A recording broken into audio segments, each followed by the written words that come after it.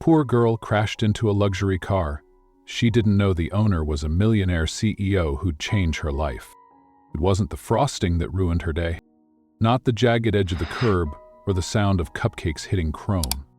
It was the way the world paused afterward, like even time was holding its breath to see what would happen next. One second, she was nobody, a girl with a cart, an apron, and a promise she was trying to keep.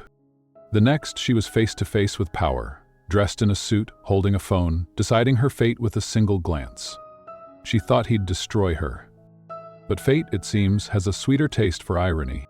Because sometimes the person you crash into is the one who ends up putting your heart back together, says the cupcake cart collision. It was supposed to be a normal morning. The kind where the sun rose like it always did, and the city didn't care whether you were running late or running on empty. Alice Oliva pushed her cupcake cart across 38th Street with the phone tucked between her shoulder and ear, her apron smudged with cocoa powder and ambition. The wheels creaked with each bump, like even the cart was tired of her promises. "I swear, Grandma, I'll be home before lunch. Don't start the tea without me," she said breathlessly. Her grandmother's voice crackled back through the phone, full of age and sass. "Just don't run. You have terrible balance, Alice." That was the last thing she heard before the cart slipped off the curb. The sound was unforgettable, metal, frosting, and gravity colliding with luxury. Cupcakes soared like they believed in miracles. Cream cheese frosting splattered across the glossy black hood of a parked Jaguar, and the cart itself tipped like it knew it had betrayed its owner. Alice stood still, hands over her mouth, staring at the crime scene she had just created. "No, no, no!"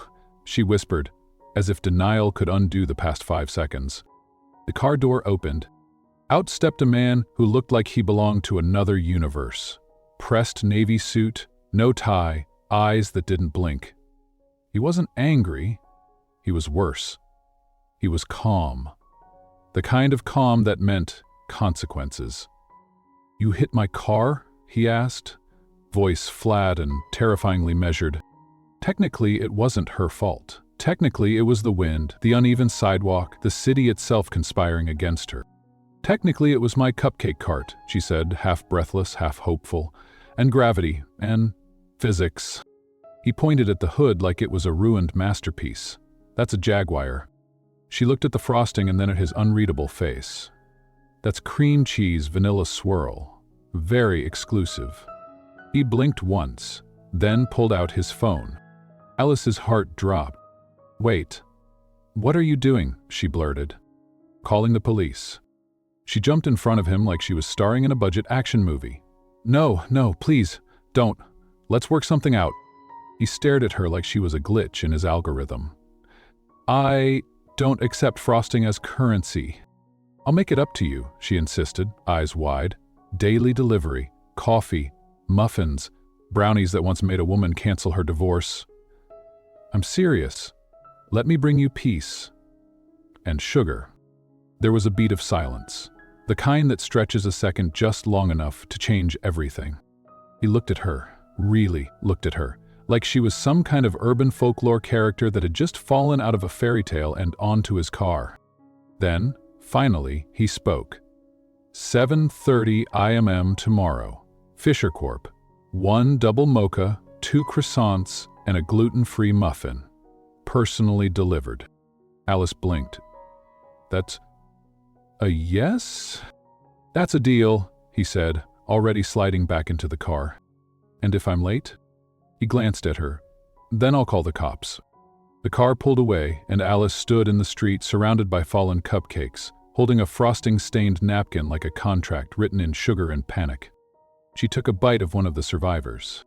"Well, Alice," she whispered to herself, "you just sold your dignity for a dented hood and a gluten-free muffin." The next morning started at 5:42 a.m., with her alarm blaring the Mission Impossible theme song. Her sister's idea of encouragement. Alice got up, tripped over the neighbor's cat, burned her first pot of coffee, and smacked her elbow on the oven door while pulling out croissants. By 7 o'clock, she was racing down the sidewalk with her cart, her apron tied in a panic knot and the thermal tray clutched like sacred treasure. The Fisher Corp building looked like something out of a movie. Glass, steel, silence, Even the air felt expensive. When she reached the lobby, the security guard eyed her like she was a prank. "Name?" "Alice." "Aldley Olive. I'm his caffeine supplier." "Is what?" "Trust me," she said, holding up the tray like a peace offering. "It's a long story." The elevator ride felt like it lasted years. On the 32nd floor, she stepped out and was met by a receptionist who had clearly never smiled in her life. "He's expecting you," the woman said without even looking up.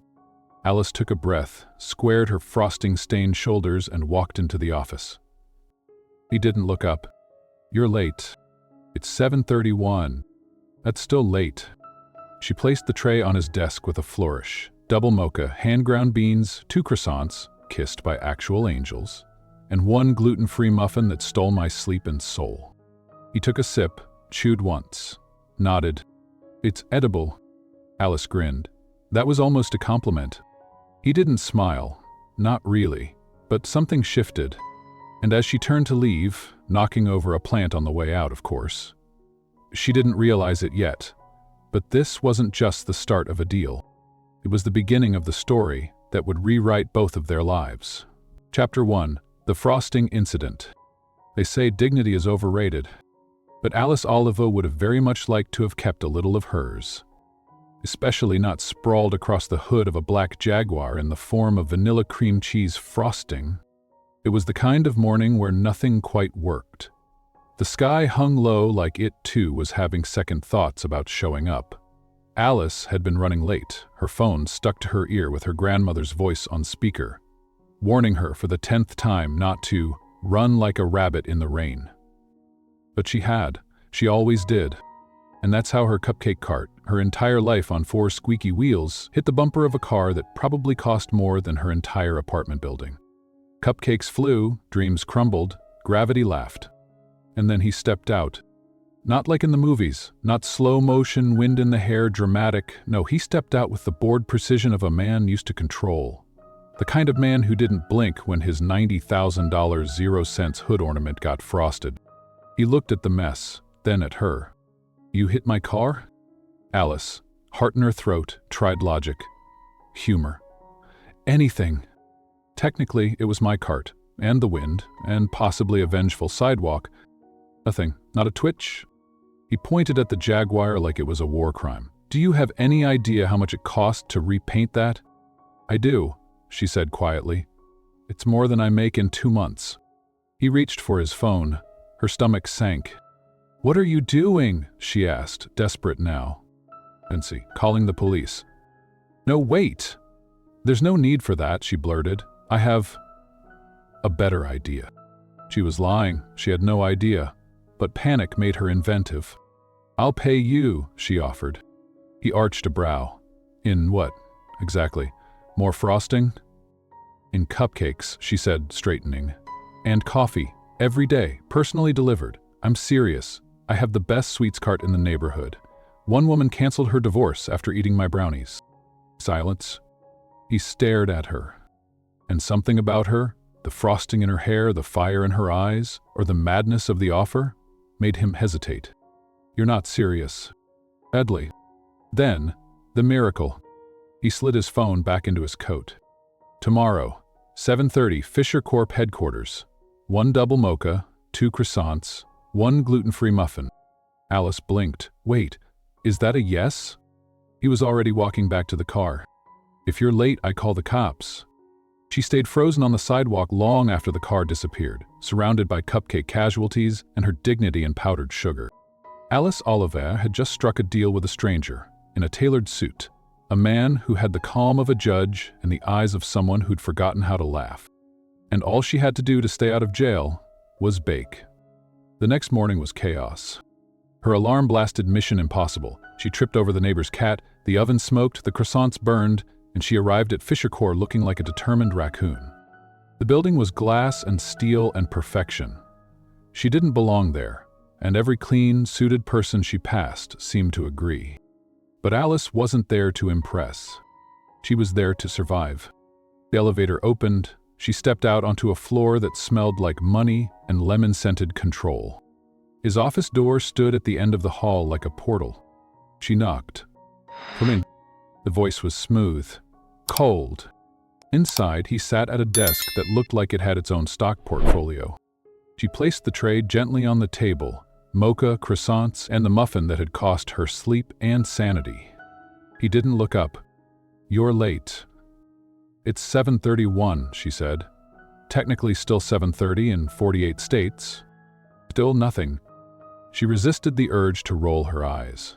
The muffin is gluten-free, the croissants are flaky, and the coffee might just redeem your entire morning.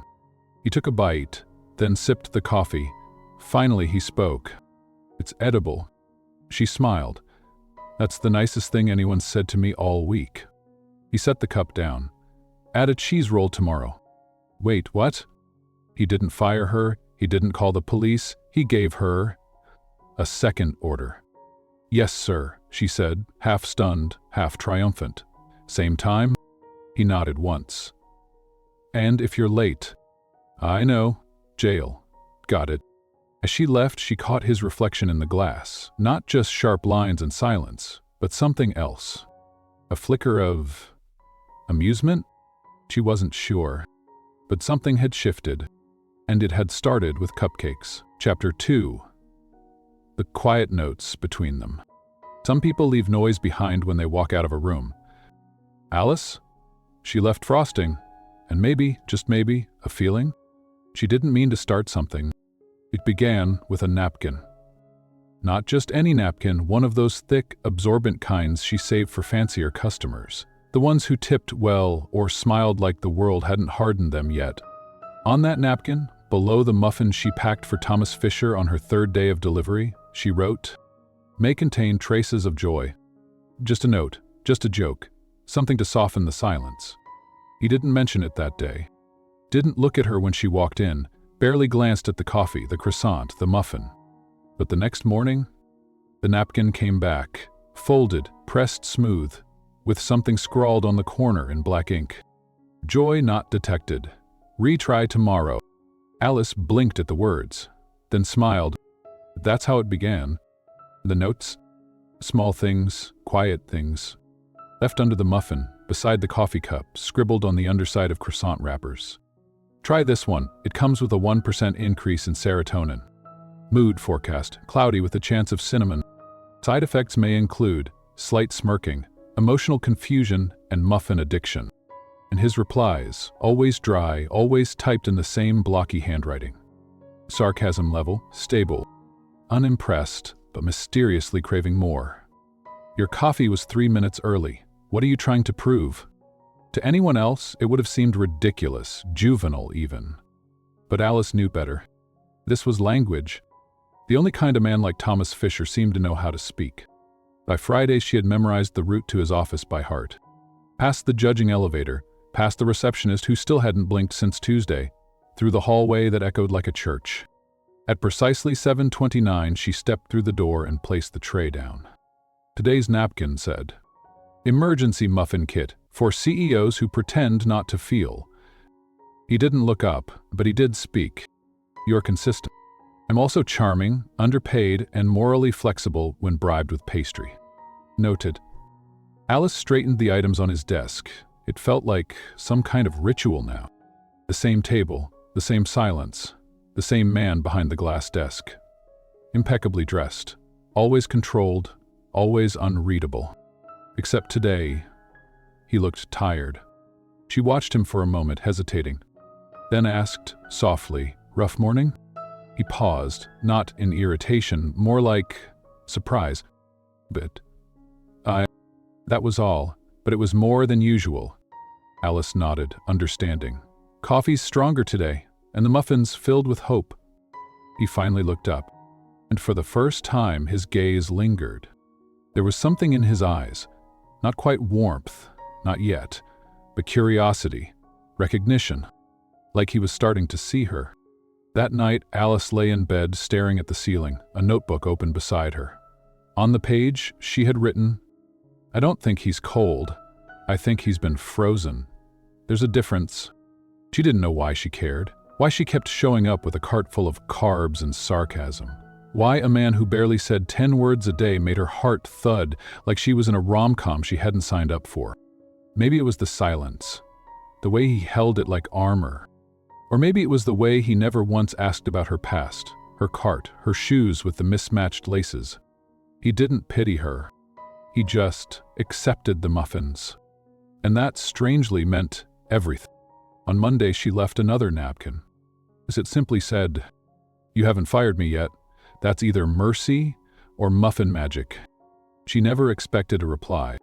But this time, taped to the bottom of the coffee cup was a small, sticky note. "The muffin magic is under review. You're late tomorrow and we go back to lawsuits." She laughed out loud in the hallway. And when the receptionist glanced up, for the first time, Alice saw the tiniest curve of a smile. Chapter 3. The Meeting Room. Meltdown. Some disasters are quiet. Others come with PowerPoint slides. Alice wasn't supposed to be in the room. She came to deliver a cheese roll. That was it. A perfectly golden, still warm cheese roll meant to cure Monday morning meetings and low executive morale, though the latter might have been a lost cause. But then Becky, the assistant, had waved her through with a whisper. "He's in conference room B, just drop it off there." Alice nodded, balancing the tray like a sacred offering. What she didn't know, what no one told her, was that conference room B wasn't empty. It was packed, full of suits, sharp gazes, and the smell of expensive cologne and ambition. A quarterly investor meeting. And in the middle of it all, Thomas, standing, speaking, commanding. He paused when he saw her at the door. Alice froze, literally froze, like her shoes had fused to the marble floor. She looked down. The muffin had a napkin tucked underneath, for emergency emotional support. God help her. Thomas's gaze flickered, not annoyed, not surprised, just calm. "This," he said suddenly, turning to the room of CEOs and board members, "is Miss Oliva. She's the reason your breakfast hasn't tasted like cardboard this quarter." Polite chuckles, confused stares. Alice blinked. I brought carbohydrates?"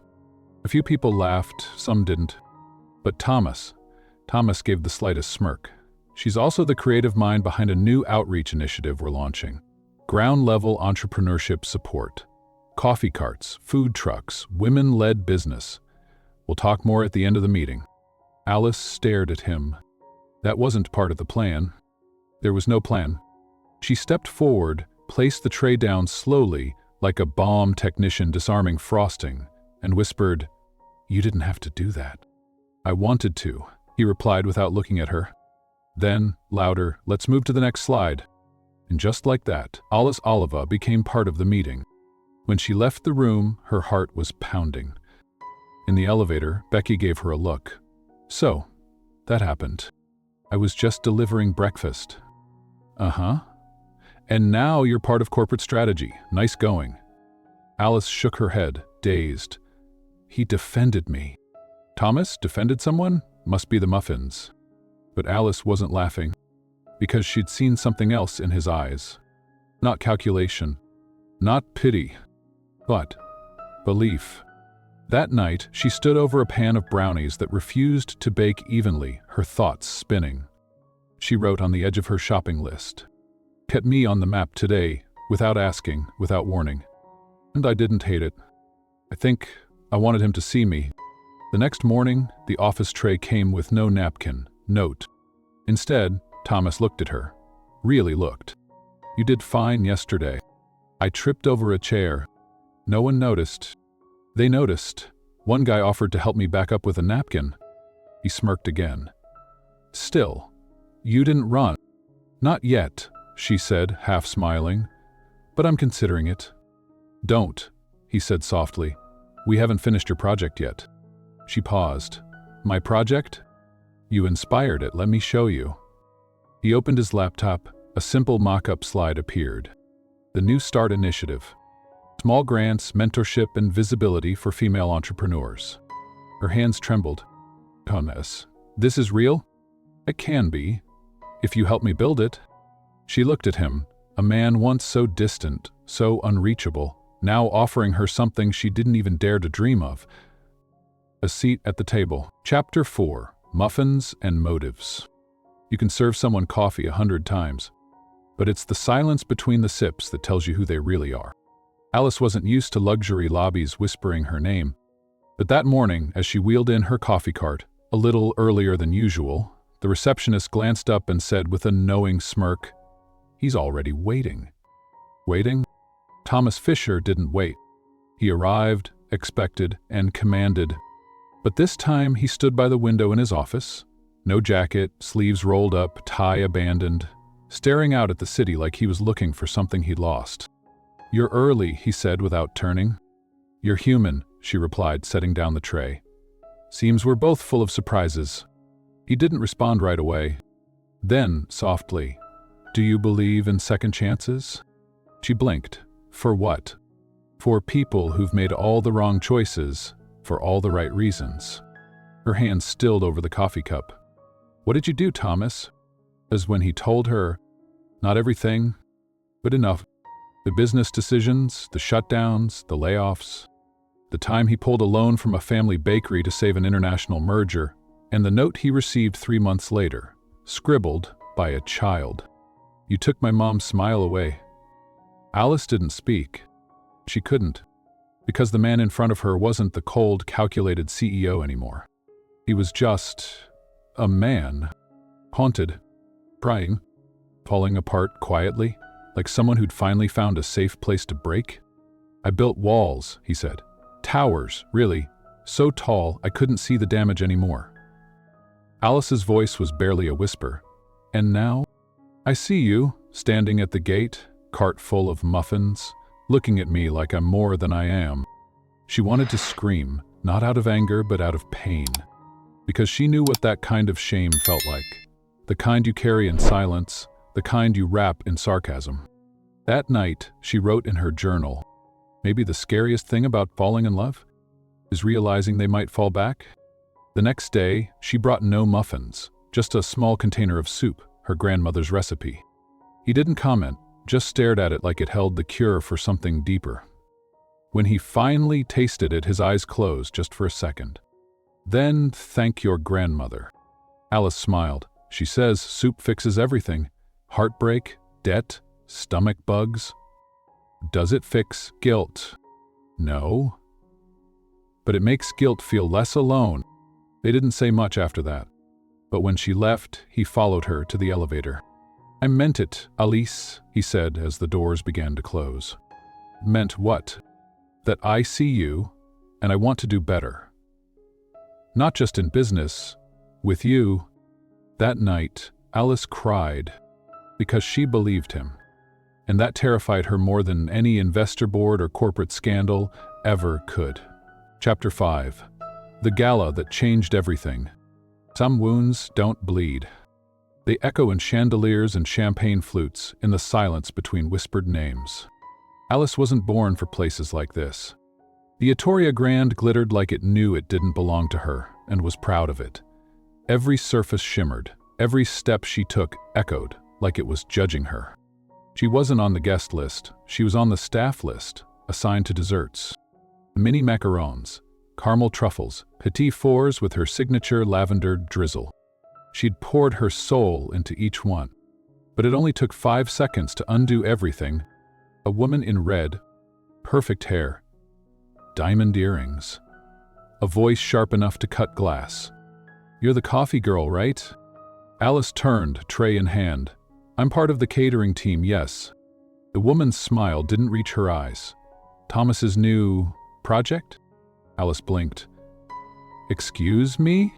"You bring him breakfast. Muffins. Smiles. Hope." How quaint. A dozen heads turned, some amused, some pretending not to listen. Alice kept her voice calm. "I was hired to cater tonight's dessert table, nothing more." "I'm Millionaire Fischer," the woman said quietly. "His mother." The tray suddenly felt heavier. "I'll make this simple," Millionaire continued. "Stay in your lane." Alice didn't cry. Not in front of her. Not in front of anyone. She walked to the service hallway and stared at the wall, trying to breathe. But then she heard a voice. "I thought I told you not to let people like her ruin your night." Thomas, standing there, tucked slightly loose, eyes darker than she'd ever seen. She humiliated me, Alice whispered. No. She embarrassed herself. She said I don't belong. He stepped closer. Do you believe that? Her throat tightened. I want to say no, but part of me always has. Thomas reached into his pocket, pulled out something small, a napkin. On it, a simple message. You belong exactly where you bring light. Later, as they stood at the edge of the ballroom, he held her tray as she reset the desserts. You know, he said gently, if I ever have to choose between this world and you, I won't hesitate. She paused. Don't say that. Unless you mean it. I mean it, every word. For the first time, Alice let herself look at him. Really look. And she saw it. The man behind the suit. The man who'd stepped between her and humiliation, not with grand speeches, but with presence. With belief. That night, she didn't sleep. She watched the moon rise through the window of her apartment in Queens and whispered into the dark. If I'm not careful, I might fall for him. Chapter 6. The question he wasn't supposed to ask. Some words feel like gifts. Others feel like cliffs. It had been a strange, quiet week. No meetings, no napkin jokes, just messages like, running late, tomorrow. Rain check? Next time. Alice knew what silence meant. She'd grown up learning to read between the pauses. So when Thomas finally asked if she'd meet him at the small cafe on 84th, the one with chipped mugs and jazz playing too loud, she knew it wasn't. It was about something heavier. He was already there when she arrived. No suit, just a soft gray sweater, sleeves pushed up, hair slightly out of place. He looked normal. He looked scared. Alice, he said quietly, standing up. Alice, she said, trying not to let her heartbeat show through her coat. They sat. The silence stretched between them. Then he said it. Straight. Simple. Like it had been waiting in his throat for days. I think I'm falling in love with you. The air left the room. Not from drama, but because Alice forgot how to breathe. She stared at him, then at the chipped mug in front of her, then at the window. I didn't say it to pressure you, he added quickly. I just needed you to know. Why now? She whispered. Because the silence was louder than the truth. She didn't cry. She didn't smile. She just looked at him, like he'd offered her a gift she wasn't sure she could hold. I'm not ready, she said. I know.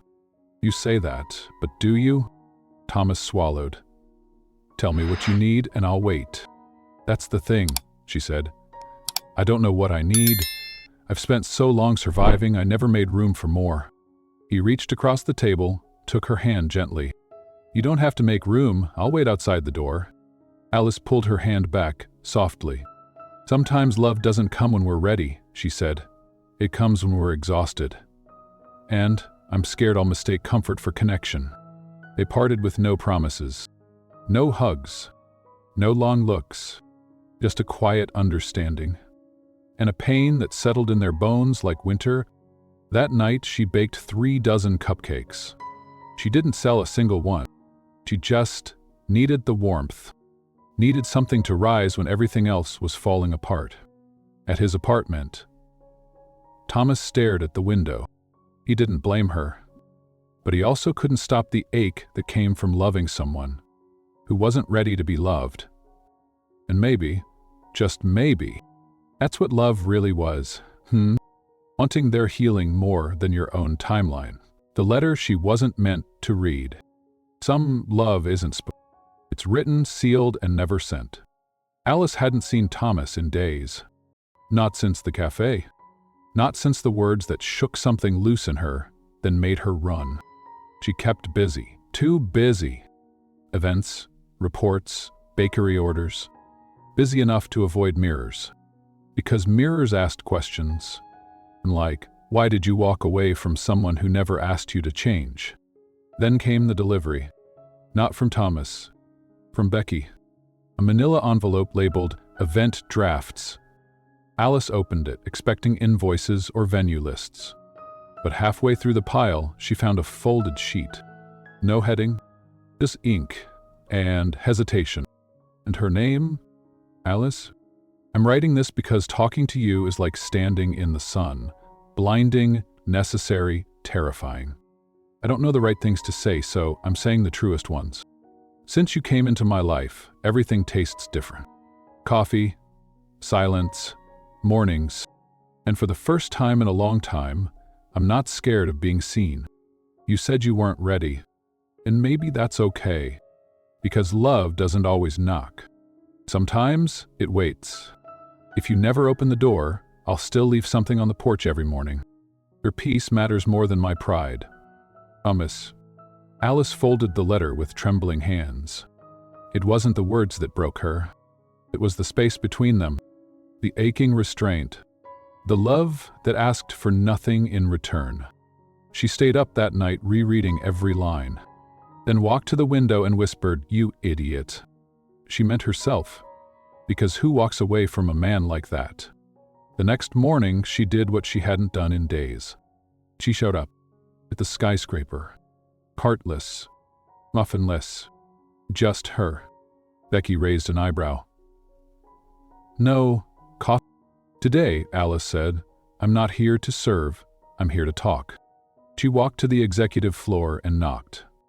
Once, twice, no answer. Then the door opened slowly. Thomas stood there, shirt wrinkled, tie abandoned, and the look of someone who hadn't slept. "You left a letter in a pile of reports," she said softly. His expression shifted. Panic, regret, vulnerability. "You weren't supposed to read that." "I know. Do you wish you hadn't?" "No," she whispered, "because it told me more about you than any fancy dinner ever could." He stepped back, silent, letting her in. And that was the moment Alice realized she didn't have to know all the answers. She just had to start walking toward the ones who loved her without needing her to be anything but herself. Chapter 8, when everything almost fell apart. Some truths arrive like storms, loud, cold, and without apology. It started with a headline: CEO Romance or Favoritism, inside Fisher Corp's newest foundation drama. Alice stared at the article, her hands trembling. There were photos of the Gala, of her and Thomas laughing on the sidewalk, of the cupcake, of her cart. Worse, there were quotes, anonymous sources questioning her qualifications, calling her a charity case dressed in frosting. And below all of it, a leaked report about Thomas's past business closures, ones that cost jobs and broke communities. It didn't paint him as a villain, but it didn't paint him as the man Alice had come to know either. By noon, the board had called an emergency meeting. By 2, they requested an external review of the New Beginnings Foundation. And by 3, Alice was asked to step back from her role temporarily. Thomas found her sitting in the break room, staring at her coffee cup like it had betrayed her. He closed the door quietly behind him. "I'm so sorry." She looked up, eyes rimmed with disbelief. "You knew this could happen." "I did." "And you still put me in that spotlight?" "I believed in you." She laughed, bitter, small. "Oh, and now they're tearing us apart." He moved closer. She didn't flinch, but she didn't soften. "Did you leak anything?" she asked. "No, but my past gave them the match. All they needed was a spark." Alice's voice cracked. "I worked for this, Thomas. I earned it. They'd think I'm just your story. You're not. They don't care."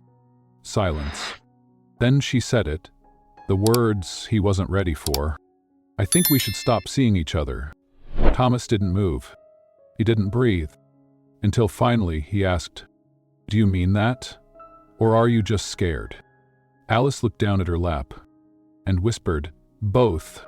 She stood, straightened her apron even though she wasn't wearing one, and walked past him. He didn't stop her, because for the first time love meant letting go, not chasing. That night, Thomas sent no messages, no flowers, no napkin notes, just silence.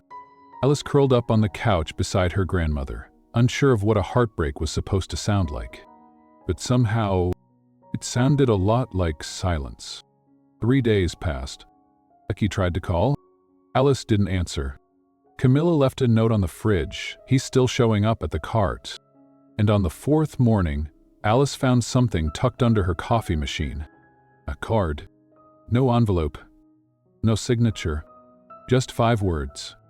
I never wanted easy. Just you. Chapter 9. The speech that changed everything. Some fights aren't won with fists. They're won with truth, in front of people who never expected you to speak. The boardroom was colder than usual. Alice noticed it the second she walked in. No one made eye contact. No one offered a smile. She wasn't surprised. She was the scandal they wanted to erase. Quietly, politely, professionally. She wasn't supposed to come back. But here she was. No apron. No coffee cart. Just her. Alice Oliva. The girl who once paid off a luxury car debt with cupcakes. Now standing in front of a glass table, holding nothing but a folder and her voice. Thomas wasn't in the room.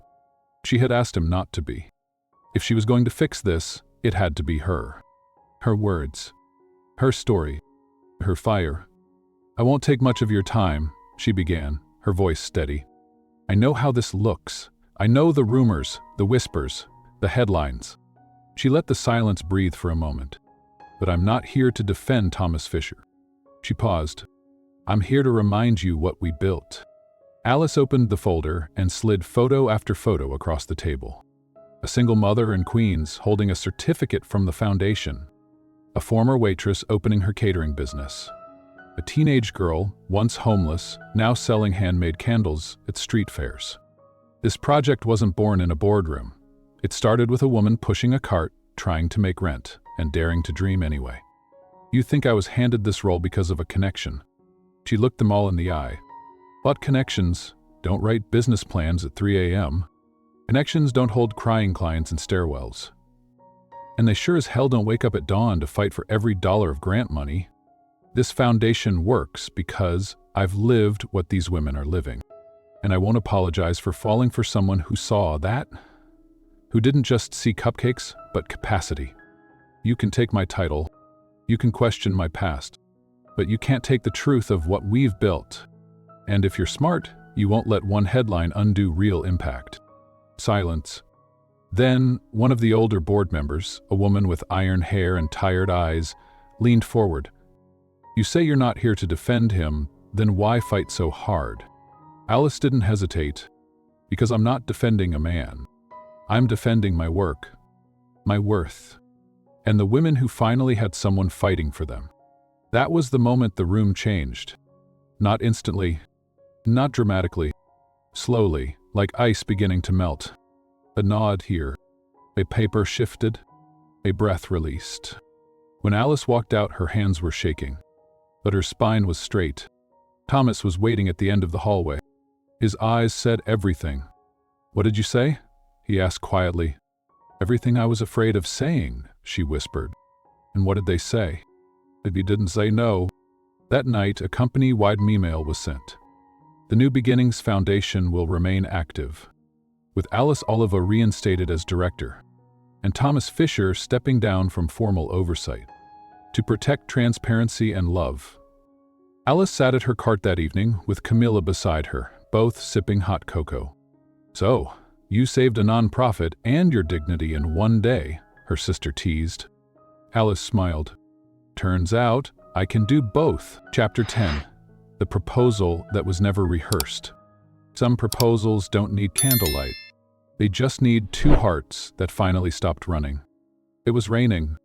Not the cinematic kind, just that gray, stubborn New York drizzle that made the sidewalks shimmer and the air smell like second chances. Alice stood under the awning of her coffee cart, tucking stray hair behind her ear, trying to wipe fog off the lid of a muffin container. Across the street, a black car pulled up. No surprise anymore. He came often. With a question in his eyes he never said out loud. Today felt different. Tomas stepped out without an umbrella.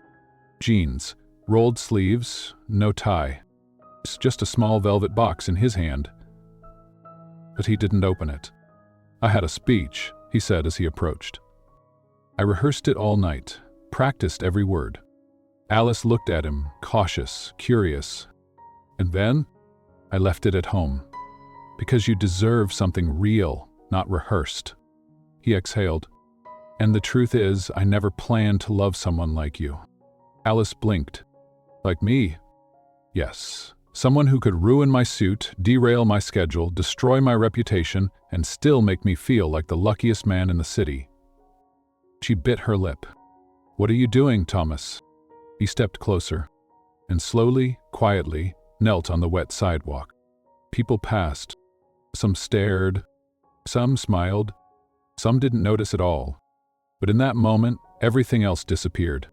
I don't have a castle, he said. I don't have a perfect past, but I have a heart that's no longer afraid. He held out the ring, simple, silver, and inscribed with one word: begin. Will you marry me, Alice Oliva? She laughed through tears. You're kneeling in a puddle. You're going to get pneumonia. I'll risk it. She knelt too, right there, in the rain, and whispered, only if you bring cupcakes to every anniversary. He smiled.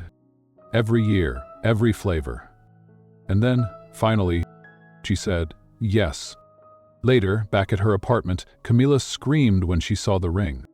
Her grandmother cried into her apron. Alice just stood there, barefoot in the kitchen, stunned.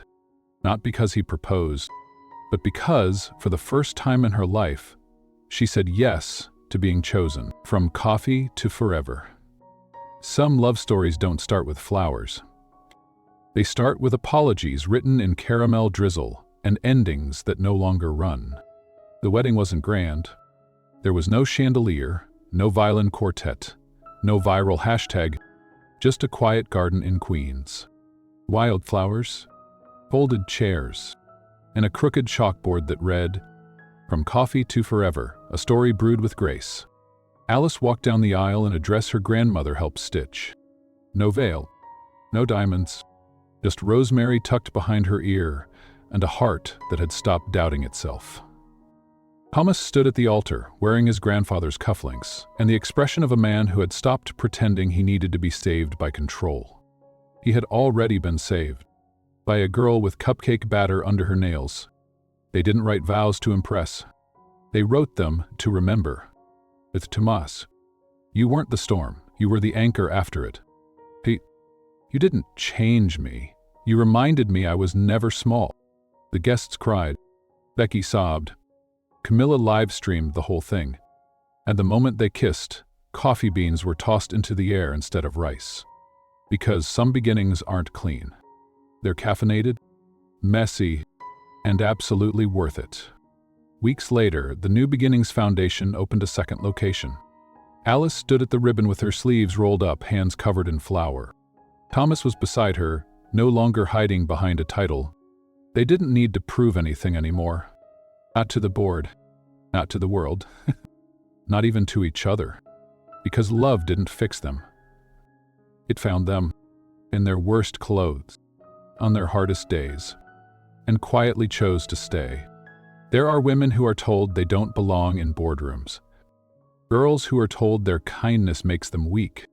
Dreamers who are told to lower their voices, shrink their presence, and settle. But Alice Olive, she walked into a skyscraper with a coffee cart and walked out with a life that wasn't handed to her. She built it. One muffin, one sunrise, one brave choice at a time. So if you're still waiting for a sign that your story matters, that your voice matters, this is it. Because love, when it's real, doesn't ask you to be less. It just meets you where you are. In the rain, with a broken cart, and a ring that says, begin. Now it's your turn. If this story moves you, leave a comment below. Othered, tell us, what was your favorite moment? Have you ever felt like Alice, underestimated, but quietly powerful? Your story matters too. And sometimes all it takes is one cup of courage to change everything.